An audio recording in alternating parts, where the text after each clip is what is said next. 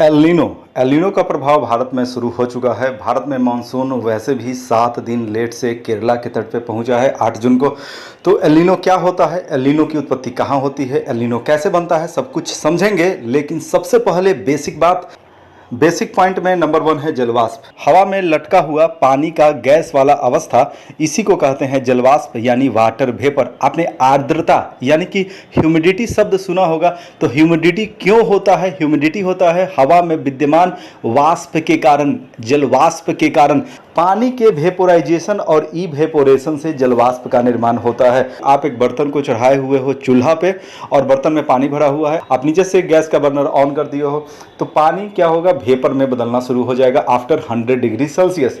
ये process vaporisation कहलाता है। इवेपोरेशन समुद्र का पानी, नदी का पानी, तालाब का पानी, इवन कपड़ा सूखना, क्योंकि कपड़ा जो आप गीला पसारते हो छत के ऊपर धूपा में तो उसमें भी पानी होता है। तो यहाँ का पानी भी ऊपर उड़ता है और ये जो प्रोसेस है इसको इवेपोरेशन कहते हैं। और यहाँ पर 100 डिग्री सेल्सियस तापमान होना जरूरी नहीं है, क्योंकि आप जो छत पे कपड़ा पसारते हो तो मैक्सिमम टेम्परेचर कितना होगा, 40-45। तो इवेपोरेशन का जो प्रक्रिया है वो 0 डिग्री सेल्सियस से ज़्यादा कुछ भी टेम्परेचर होगा तो वो स्टार्ट हो जाता है। और हवा में जो वेपर मौजूद है 99.99% से भी ज़्यादा वेपर इवेपोरेशन प्रक्रिया के माध्यम से ही बनता है। अब जैसे कि समुद्र का पानी अगर वेपर बना, नदी का पानी वेपर बना, तो इवेपोरेशन प्रक्रिया के माध्यम से ही बनता है। घड़ा का पानी ठंडा होता है क्यों?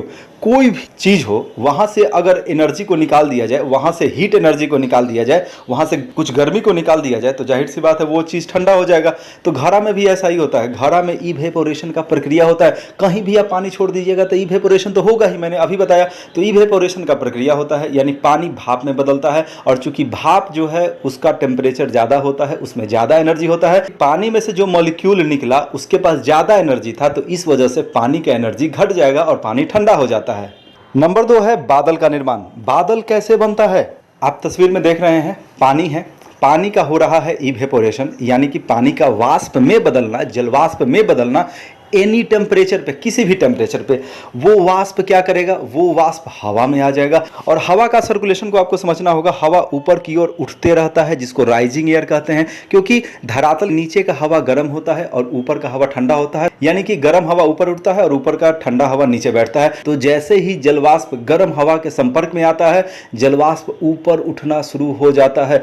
और चूंकि ऊपर में जाने के बाद तापमान घट जाता है, और तापमान के घटने की वजह से जो भाप है, जो जलवाष्प है, वो पानी की छोटी छोटी बूंदों में बदल जाता है। और चूंकि धूल कण ऊपर में भी मौजूद है, तो वो धूल कणों के साथ वो अटैच्ड हो जाता है और बादल का निर्माण होता है। अगर बादल को और अच्छा से आप समझना चाहें तो आपने कोहरा कुहासा देखा होगा, तो बादल भी जस्ट लाइक वैसा ही है। तो इस तरीके से बादल का निर्माण होता है। अब आप कहिएगा बादल बरसता कब है? तो पानी की जो छोटी छोटी बूंदें हवा में लटका हुआ रहता है काफी हाइट पे, उन बूंदों में जब आपस में जुड़ाव होने लगता है तो वो भारी हो जाती हैं और उसके बाद वो नीचे की ओर गिर जाता है, जिसको कहते हैं पानी का बरसना। नंबर 3 है स्थल और जमीन का गर्म होना। आप सूर्य को देख रहे हैं तस्वीर में, सूरज से काफ़ी गर्मी आ रही है। ये गर्मी स्थल भाग पर भी आ रहा है और पानी के सतह पर भी आ रहा है। अब चूंकि स्थल का जो भाग है काफ़ी सॉलिड है, तो सूरज का जो गर्मी है ज़्यादा अंदर जा ही नहीं पाता है। जबकि पानी की अगर बात करें तो उसका जो सतह है उसका बनावट इस तरीके का है कि सूरज का गर्मी काफ़ी अंदर तक चला जाता है। स्थल भाग में गर्मी ज़्यादा अंदर तक नहीं जा पाता है, इसलिए स्थल भाग जल्दी गर्म हो जाता है। और पानी में जो गर्मी है काफ़ी नीचे तक जाता है, इस वजह से पानी धीरे धीरे गर्म होता है। अब बात करते हैं कि वायुमंडल कैसे गर्म होता है। स्थल के ऊपर जो हवा मौजूद है या पानी के ऊपर जो हवा मौजूद है वो कैसे गर्म होता है? तो स्थल से टकरा करके जो एनर्जी वापस लौटता है वो एनर्जी ही वायुमंडल को गर्म करता है। वायुमंडल कहने का मतलब ऑक्सीजन का मॉलिक्यूल, नाइट्रोजन का मॉलिक्यूल, पानी का भाप वाला अवस्था, कार्बन डाइऑक्साइड, ऐसे बहुत सारे जो गैसियस मॉलिक्यूल्स हैं, इनके मिलने से ही वायुमंडल का निर्माण होता है। एक और बेसिक पॉइंट है हाई प्रेशर और लो प्रेशर। हाई प्रेशर कहने का मतलब क्या है? आप एक तस्वीर में देखिए 5 मोबाइल एक जगह रखा हुआ है। अब चूंकि 5 मोबाइल एक सतह पर रखा गया है, एक टेबल पर रखा गया है, तो जाहिर सी बात है टेबल पर ज़्यादा प्रेशर पड़ेगा। और अगला तस्वीर में आप देखिए एक टेबल के ऊपर एक ही मोबाइल है, तो जाहिर सी बात है एक मोबाइल कम प्रेशर डालेगा। उसी तरीके से मान लिया कि एक खेल का मैदान है या कोई भी एक मैदान है, वहाँ पर बहुत ज़्यादा हवा विद्यमान है, यानी कि डेंस अमाउंट अमाउंट में हवा विद्यमान है तो वहाँ प्रेशर ज़्यादा होगा, और कहीं पर हवा अगर कम विद्यमान है तो वहाँ पर प्रेशर कम होगा। मान लिया कि ज़मीन के ऊपर तापमान ज़्यादा है, अब चूंकि ज़्यादा तापमान रहेगा तो क्या होगा, हवा हल्का हो जाएगा। अब चूंकि हवा हल्का हो जाएगा तो क्या होगा, हवा हल्का होने की वजह से ऊपर उठने लगेगा और वहाँ पर लो प्रेशर क्रिएट हो जाएगा, क्योंकि हवा का बहुत ही कम मात्रा ज़मीन के आसपास रहेगा तो कम प्रेशर होगा। अब एक और एग्जाम्पल से देखिए, मान लिया कि एक ज़मीन का एक हिस्सा है, उसके ऊपर का हवा कम गर्म है, तो कम गर्म है तो इसका मतलब क्या है, उसके पास कम एनर्जी रहेगा तो वो कम मात्रा में ऊपर जाएगा, जिस वजह से ज़्यादातर जो हवा का मॉलिक्यूल है सतह के ऊपर रहेगा, जिस वजह से वहाँ पर ज़्यादा प्रेशर होगा। यानी इतना तो आपने समझ लिया कि धरती या समुद्र जहाँ पर तापमान ज़्यादा होगा वहाँ पर लो प्रेशर होगा, और जहाँ पर तापमान कम होगा वहाँ पर हाई प्रेशर होगा। नेक्स्ट है मानसून। मानसून का मतलब हुआ मौसमी पवन। भारत में या दुनिया के किसी भी हिस्से में सालों भर हवा चलता है, नो डाउट। अगर भारत के संदर्भ में बात करें तो मानसून का मतलब ऐसा मौसमी पवन जो जून से लेकर के सितंबर तक चलता है, और ये हवा जब चलता है तो इसके साथ बादल रहता है, इसके साथ जलवाष्प रहता है। ये हवा जहाँ भी चलता है वहाँ ठंडापन का एहसास होता है, हवाओं का गति काफ़ी ज़्यादा होता है। इस वजह से मानसून में कभी कभी तूफान भी आते हैं। मॉनसून शब्द अंग्रेजी के मानसून वर्ड से बना हुआ है, लेकिन अगर इसका मूल उद्गम की बात करें तो इसका मूल उद्गम अरबियन शब्द मौसिम से हुआ है। अब मानसून का निर्माण भारत में कैसे होता है, क्योंकि भारत में 70% वर्षा दक्षिण पश्चिम मानसून से होता है। दक्षिण पश्चिम मानसून कहने का मतलब है अरब सागर और हिंद महासागर का जो दक्षिण पश्चिम हिस्सा है वहां से भारत की तरफ मानसूनी हवाएं चलती। अब चूंकि जब मानसून का शुरुआत होता है तो भारत में गर्मी का सीजन होता है। गर्मी के सीजन में उत्तरी भारत में लो प्रेशर क्रिएट रहता है। अब चूंकि उत्तरी भारत में टेम्परेचर बहुत हाई होता है, इस वजह से लो प्रेशर, जबकि अरब सागर और हिंद महासागर के दक्षिण पश्चिम हिस्सा में हाई प्रेशर का बेल्ट रहता है। इस वजह से हाई प्रेशर से लो प्रेशर की तरफ हवाएं चलने लगती हैं। हाई प्रेशर कहने का मतलब वहां ज़्यादा अमाउंट में हवाएं मौजूद, जबकि लो प्रेशर कहने का मतलब है कम अमाउंट में हवा मौजूद है। अब हवा का गति कैसे होगा, तो हवा का गति होगा जहां ज़्यादा हवा है वहां से उधर की ओर जहां कम हवा है। तो इस तरीके से दक्षिण पश्चिम मानसून का उत्पत्ति होता है। नेक्स्ट पॉइंट है व्यापारिक पवन यानी कि ट्रेड विंड। ये हमारे धरती का नक्शा है, और जो बीचों बीच का जो लाइन है, जो काल्पनिक रेखा है, इसको इक्वेटर यानी विषुवत रेखा कहते हैं। ये 0 डिग्री अक्षांश है। 0 डिग्री अक्षांश के जस्ट ऊपर का जो लाइन है वो 23.5 डिग्री उत्तरी अक्षांश यानी कि नॉर्थ लैटिट्यूड है, जिसको कर्क रेखा, और उसी तरीके से दक्षिण में 23.5 डिग्री दक्षिणी अक्षांश है, जिसको मकर रेखा कहते हैं। चूँकि इक्वेटर के ऊपर गर्मी सबसे ज़्यादा होता है, ये बात तो आपको पता ही है। कर्क रेखा से विषुवत रेखा की तरफ और मकर रेखा से विषुवत रेखा की तरफ जो हवाएं चलती हैं इनको ट्रेड विंड यानी कि व्यापारिक पवन कहते हैं। लेकिन यहाँ पर एक ट्विस्ट भी है। कोरिलिस बल जो फेरल के नियम से संबंधित है, धरती के घूर्णन गति के कारण यानी धरती के अपने अक्ष पर घूमने के कारण जो व्यापारिक पवन है वो उत्तरी गोलार्ध में अपने चलने के दिशा की दाएं तरफ, जबकि दक्षिणी गोलार्ध में अपने चलने के दिशा के बाएं तरफ घूम जाती हैं। इसी वजह से आप यहाँ तस्वीर में देख पा रहे हैं कि जो कर्क रेखा से हवाएं विषुवत रेखा की तरफ और मकर रेखा से जो हवाएं विषुवत रेखा की तरफ चल रही हैं वो पूरा स्ट्रेट लाइन को फॉलो नहीं कर रहा है। आगे हम बात करते हैं एल नीनो और ला लीना के बारे में। उसके पहले भी कुछ महत्वपूर्ण बात यह है कि अमेरिका का एक एजेंसी है NOAA। अमेरिका का इस एजेंसी का ये कहना होता है, और दुनिया भर में इसकी बातों को माना भी जाता है, कि पेरू तट का तापमान अगर सामान्य से औसत से 0.5 डिग्री सेल्सियस बढ़ जाता है तब एल नीनो की घटना का शुरुआत होता है। हालांकि ये जो ऑब्जर्वेशन है लगातार 3 महीने कंटिन्यू किया जाता है। इसके अलावा ये भी देखा जाता है कि जो सामान्य हवाओं का दिशा है उसमें चेंज हुआ है कि नहीं, क्लाउड फॉर्मेशन का शुरुआत वगैरह होता है कि नहीं, यानी कि कुछ फैक्टर को NOAA के द्वारा देखा जाता है। उसके बाद ये घोषणा कर दिया जाता है कि एल नीनो आ चुका है या आने वाला है। अगर पेरू के तट पर तापमान बढ़ता है तो एल नीनो का शुरुआत होता है, और अगर पेरू के तट पर तापमान सामान्य से कम होता है तो ला लीना की घटना का शुरुआत होता है। यानी कि समुद्र का ऊपरी हिस्सा का तापमान में चेंज होना, यानी कि ठंडा होना या गर्म होना, ये जो फ्लक्चुएशन है इसी को कहा जाता है एल नीनो साउदर्न ओसिलेशन। क्योंकि ये जो चेंजिंग पैटर्न दिख रहा है ये इक्वेटर के दक्षिणी हिस्सा में है। एक अन्य टर्म काफ़ी इंपॉर्टेंट है, वो है साउदर्न ओसिलेशन इंडेक्स। आपको नक्शा में 2 लोकेशन दिख रहा है। एक लोकेशन है प्रशांत महासागर में स्थित टापू यानी कि द्वीप ताहिती, और एक अन्य लोकेशन है हिंद महासागर के थोड़ा सा नीचे ऑस्ट्रेलिया का ऊपरी हिस्सा डार्विन। इन दोनों क्षेत्रों में समुद्री तल के ऊपर का जो प्रेशर होता है उसको रेगुलर बेसिस पे मापा जाता है, क्योंकि एल नीनो की घोषणा करने से पहले यहाँ का क्या प्रेशर में डिफरेंस है ये एक बहुत ज़्यादा इंपॉर्टेंट फैक्टर होता है। अल नीनो और ला लीना को समझने से पहले आपको नॉर्मल स्थिति यानी कि सामान्य स्थिति को समझना काफ़ी ज़रूरी हो जाता है। ये जो नक्शा आपको दिख रहा है, यहाँ पर प्रशांत महासागर है। प्रशांत महासागर के पूर्वी तट पर स्थित है दक्षिण अमेरिकी महादेश, जबकि उसके पश्चिमी भाग में स्थित है ऑस्ट्रेलिया, इंडोनेशिया वगैरह। सामान्य स्थिति में पेरू तट के आसपास हाई प्रेशर होता है, जबकि ऑस्ट्रेलिया के ऊपर लो प्रेशर बेल्ट होता है। और मैंने आपको वीडियो के शुरुआत में ही बताया कि ट्रेड विंड किस तरीके से चलता है इक्वेटर के नीचे। हालांकि ट्रेड विंड का डायरेक्शन इस तरीके से होता है, लेकिन आप आसानी से समझ सके इसलिए मैंने एक सीधा डायरेक्शन में यहाँ पर ट्रेड विंड को दर्शाया है। ट्रेड विंड कहाँ से कहाँ चल रहा है, तो वो पेरू से ऑस्ट्रेलिया की तरफ वो चल रहा है। अब हवा का जो डायरेक्शन होगा तो उस हवा के संपर्क में पानी का सतह भी है, तो हवा अपने साथ पानी को भी उसी दिशा में बहा कर ले जाएगा। अब चूंकि पेरू तट की तरफ से गर्म पानी जा रहा है, हालांकि गर्म पानी चारों तरफ है, लेकिन ये जो पानी है वो ऑस्ट्रेलिया की तरफ जा रहा है। अब गर्म पानी के इस तरह के मूवमेंट की वजह से समुद्र के नीचे का जो ठंडा पानी है और जिसमें बहुत सारे पोषक तत्व भी हैं, समुद्री खरपतवार भी हैं, वो पेरू तट के पास ऊपर की तरफ आने लगते हैं। इस घटना को अपवेलिंग कहते हैं। अब चूंकि पोषक तत्व यानी कि समुद्री खरपतवार पेरू तट के पास आ रहे हैं, जिस वजह से मछलियों की संख्या में भी वहाँ पर काफ़ी इजाफा हो जाता है, जिससे मत्स्य उद्योग सकारात्मक रूप से प्रभावी होता है। यानी कि मछुआरों के लिए ये काफ़ी बेहतर स्थिति होता है, जो सामान्य स्थिति होता है। अब चूंकि ट्रेड विंड का जो डायरेक्शन है वो पेरू से ऑस्ट्रेलिया की तरफ है, इस वजह से जलवाष्प भी ऑस्ट्रेलिया की तरफ जाएगा। ऑस्ट्रेलिया के आसपास पहुंचकर जो जलवाष्प है वो राइज करने लगता है, वहां पर हवाएं राइज करने लगती हैं यानी ऊपर उठने लगती हैं, और उन हवाओं के साथ साथ जलवाष्प भी ऊपर जाता है, और ये जलवाष्प ऊपर जाकर ठंडा होता है, बादल का निर्माण होता है और वर्षा होता है। यानी कि सामान्य स्थिति में ऑस्ट्रेलिया और एशिया में काफ़ी वर्षा देखने को मिलता है, जबकि अगर सामान्य स्थिति में ही बात करें तो पूरे का पूरा जो साउथ अमेरिका है वहाँ पर काफ़ी सूखा देखने को मिलता है। अगर सारांशतः कहा जाए तो सामान्य स्थिति में ऑस्ट्रेलिया और एशिया में काफ़ी वर्षा होता है, जबकि साउथ अमेरिका का जो क्षेत्र है वहाँ पर सूखा होता है। साथ ही साथ सामान्य स्थिति में पेरू तट के आसपास मछलियों की संख्या में भी बहुत ज़्यादा इजाफा हो जाता है। इसके बाद दोस्तों हम बात करते हैं एल नीनो का।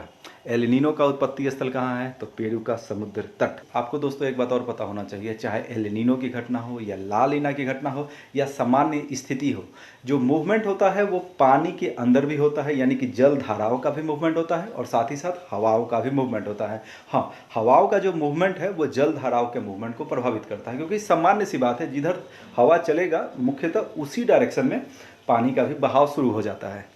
पेरू के समुद्र तट के पास तापमान में अचानक से वृद्धि हो जाती है। अब चूंकि तापमान में अचानक से वृद्धि हो जाएगा तो लो प्रेशर यहाँ पर क्रिएट हो जाएगा।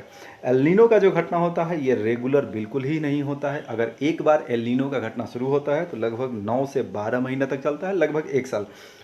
एल नीनो को छोटा बच्चा भी कहते हैं। छोटा बच्चा क्यों कहते हैं, क्योंकि कई बार अभी तक जो रिकॉर्ड है एल नीनो की घटना का शुरुआत 25 दिसंबर के आसपास हुआ है। 25 दिसंबर ईसा मसीह का जन्मदिन है, यानी बेबी क्राइस्ट। इस वजह से इसे लिटिल बॉय यानी कि छोटा बच्चा भी कहते हैं। और एल नीनो की घटना सामान्यतः 2 से 7 वर्ष के अंतराल पे आता है, लेकिन ये भी कोई फिक्स नहीं है। भारत में जो एल नीनो अभी आया है ये 7 वर्ष बाद रिटर्न हुआ है। एल नीनो की घटना को सबसे पहले पेरू तट पर मछुआरों ने देखा था कई 100 वर्ष पहले।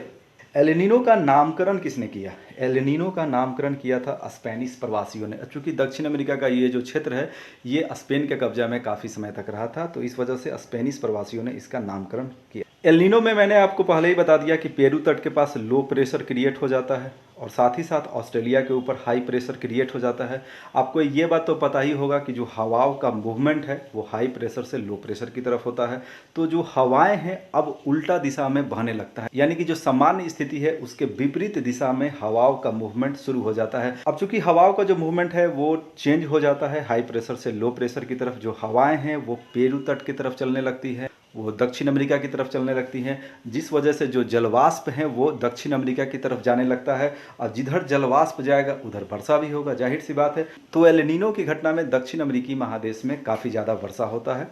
अब चूंकि ऑस्ट्रेलिया के ऊपर की बात किया जाए या इंडोनेशिया को देखा जाए या एशिया महादेश का जो दक्षिणी हिस्सा है, भारत, पाकिस्तान, बांग्लादेश, ऐसे जो देश हैं यहाँ पर जलवाष्प की मात्रा में जाहिर सी बात है कमी हो जाएगा। अब चूंकि जलवाष्प की मात्रा में कमी हो जाएगा तो जाहिर सी बात है यहाँ पर वर्षा कम होगा। अब चूंकि हवाओं का जो मूवमेंट है वो पेरू तट की तरफ है, इस वजह से पानी का जो मूवमेंट है वो भी पेरू तट की तरफ हो जाएगा, यानी गर्म पानी पेरू तट की तरफ जाएगा। इस वजह से ऑस्ट्रेलिया के पास अपवेलिंग का घटना देखने को मिलता है। तो जाहिर सी बात है, जहां से गर्म पानी जाएगा तो नीचे का जो ठंडा पानी है वो ऊपर आ जाएगा। तो एल नीनो की इस घटना की वजह से ऑस्ट्रेलिया के आसपास का जो क्षेत्र है, भले ही वहां पे सुखाड़ होता हो, जंगल में आग की घटना भी हो, लेकिन मत्स्य उद्योग सकारात्मक रूप से प्रभावित होता है, क्योंकि मछलियों का जो संख्या है यहाँ पर काफ़ी बढ़ जाता है। यानी कि अगर मोटे तौर पे बात करें तो जो सामान्य परिस्थिति में घटनाएं होती हैं, उसका जस्ट रिवर्स होता है एल नीनो की घटना में। एल नीनो का मैकेनिज्म आप लोगों को समझ में आ गया होगा। अब हम देखते हैं एल नीनो की वजह से होता क्या है। एल नीनो की वजह से अगर बात करें तो दक्षिण अमेरिकी महादेश में काफ़ी वर्षा होता है, जबकि ऑस्ट्रेलिया, इंडोनेशिया, दक्षिण पूर्वी एशिया, भारत, बांग्लादेश ऐसे जो क्षेत्र हैं यहाँ पर सूखा की संभावना बढ़ जाता है। आगे हम बात करते हैं ला लीना। ला लीना में होता क्या है, पेरू तट का जो समुद्री तापमान है वो अचानक से घट जाता है। ये भी कोई रेगुलर होने वाला घटना नहीं है। ला लीना का जो टाइम पीरियड है, अगर एक बार ला लीना का शुरुआत होता है 9 से 12 महीने तक लगभग रहता है, हालांकि मैक्सिमम 3 वर्ष तक रहता है। अभी हाल ही में 3 वर्ष तक ला लीना का प्रभाव भारत के ऊपर रहा था। ला लीना का मतलब होता है छोटी लड़की। ला लीना को एंटी एल नीनो भी कहते हैं, इसको शीत घटना भी कहते हैं। अब इस मैप के माध्यम से हम समझने का प्रयास करते हैं कि ला लीना की घटना में होता क्या है। ला लीना की घटना में जस्ट रिवर्स प्रोसेस होता है एल नीनो का। थोड़ा देर पहले आपने नॉर्मल स्थिति को समझा था, तो नॉर्मल स्थिति में जो कुछ होता है उसका एक्सट्रीम कंडीशन देखने को मिलता है ला लीना की घटना में। नॉर्मल स्थिति में क्या था, नॉर्मल स्थिति में पेरू के तट के पास हाई प्रेशर था, तो ला लीना में क्या होगा, हाई प्रेशर और ज़्यादा एक्सट्रीम हो जाएगा। नॉर्मल स्थिति में ऑस्ट्रेलिया के ऊपर क्या था, लो प्रेशर था, लो प्रेशर भी ज़्यादा प्रभावी हो जाएगा। यानी कि जो ट्रेड विंड का बहाव था नॉर्मल स्थिति में पेरू से ऑस्ट्रेलिया की तरफ, वो और ज़्यादा फास्ट हो जाएगा। नॉर्मल स्थिति में क्या था, ऑस्ट्रेलिया, भारत वगैरह में वर्षा अच्छा खासा हो रहा था। ला लीना के कंडीशन में वो स्थिति और एक्सट्रीम हो जाएगा, यानी ज़्यादा वर्षा देखने को मिलेगा। ऑस्ट्रेलिया, इंडोनेशिया, दक्षिण पूर्व एशिया के जो अन्य भाग हैं, भारत, बांग्लादेश, पाकिस्तान, ज़्यादा वर्षा देखने को मिलता है ला लीना के केस में। यानी कि जस्ट रिवर्स है एल नीनो का, जबकि एक्सट्रीम कंडीशन है नॉर्मल स्थिति का। यानी कि अगर एक बार फिर से समझना चाहें तो ला लीना की घटना में क्या होता है, भारत में इससे ज़्यादा वर्षा होता है, जबकि दक्षिण अमेरिका में इससे सुखाड़ पड़ता है। थोड़ा देर पहले ही मैंने आपको एक अमेरिका का संस्था का एग्जाम्पल बताया था, NOAA, जो मेजरमेंट करने का काम करता है, जो घोषणा करता है कि एल नीनो आया कि नहीं। वैज्ञानिक ब्योय का इस्तेमाल करते हैं। ये एक उपकरण है BUOY यानी प्लव, यानी ये पानी में तैरता है और ये चमकता भी है। इसमें GPS सिस्टम वगैरह भी लगा हुआ रहता है। ये समुद्र के तापमान को मापता है, हवा का जो तापमान है उसको मापता है, समुद्री धाराओं का स्पीड मापता है, हवा में कितना आर्द्रता विद्यमान है उसको भी ये मेजर करता है। और वैज्ञानिक इन सब डाटा को कलेक्ट करके ये पता लगाते हैं कि जो स्थिति है एल नीनो का है, ला लीना का है या सामान्य स्थिति है। अब चूंकि भारत में मानसून 7 दिन लेट से आया है, तो वैसे में ये एक बहुत चिंता का विषय है कि क्या भारत में इस बार सूखा होने वाला है। अब दोस्तों हम बात करते हैं कि भारत के मौसम विज्ञान संस्थान का क्या कहना है, क्या इस बार सूखा होने वाला है। तो भारत के मौसम विज्ञान संस्थान का ये कहना है कि दक्षिण पश्चिम मानसून से जितना भी वर्षा होता है, दक्षिण पश्चिम मानसून से कितना वर्षा होता है, भारत में कुल होने वाली वर्षा का 70%। तो IMD का ये कहना है कि दक्षिण पश्चिम मानसून से जितना भी वर्षा होता है उसका 96% इस वर्ष होने वाला है। और साथ ही साथ आपको ये बात भी पता होना चाहिए कि 96% से लेकर के अगर 104% के बीच दक्षिण पश्चिम मानसून से वर्षा होता है तो ये नॉर्मल स्थिति है, इसको सूखा नहीं कहा जाता है। वैज्ञानिकों के नज़रिया से देखा जाए तो वैज्ञानिकों का कुछ अलग ही सोच है। जैसे कि डॉक्टर अक्षय देवरा, ये इंग्लैंड में रहने वाले एक भारतीय वैज्ञानिक हैं। इनका ये कहना है कि इस बार भारत में पुअर मानसून होगा, यानी कि मानसून इस बार बहुत ही कमज़ोर होगा, यानी कि सूखा का स्थिति आने वाला है। अगर भारत में कुछ सूखे वर्षों की बात करें एल नीनो की वजह से, तो 2003, 2005, 2009-10, 2015-16। 2003 में खरीफ के फसल में 16% का कमी हुआ था, 2005 में 8%, 2009-10 में लगभग 10%, 2015-16 में 3%। जाहिर सी बात है अगर सूखा पड़ता है तो खरीफ का फसल प्रभावित होता है, जो धान का पैदावार है वो बुरी तरीके से प्रभावित हो सकता है। अब वो तो देखने वाली बात है। एल नीनो और क्लाइमेट चेंज का कुछ रिलेशन है कि नहीं, यानी जलवायु परिवर्तन से एल नीनो की घटना प्रभावित हो रहा है कि नहीं। हालांकि इस पर बहुत ज़्यादा रिसर्च अभी तक नहीं हुआ है, लेकिन इस पर रिसर्च चल रहा है। लेकिन जो भी अभी तक जानकारी है तो उससे इतना स्पष्ट है कि हाँ, कुछ तो प्रभाव क्लाइमेट चेंज का एल नीनो या ला लीना पर पड़ता ही है।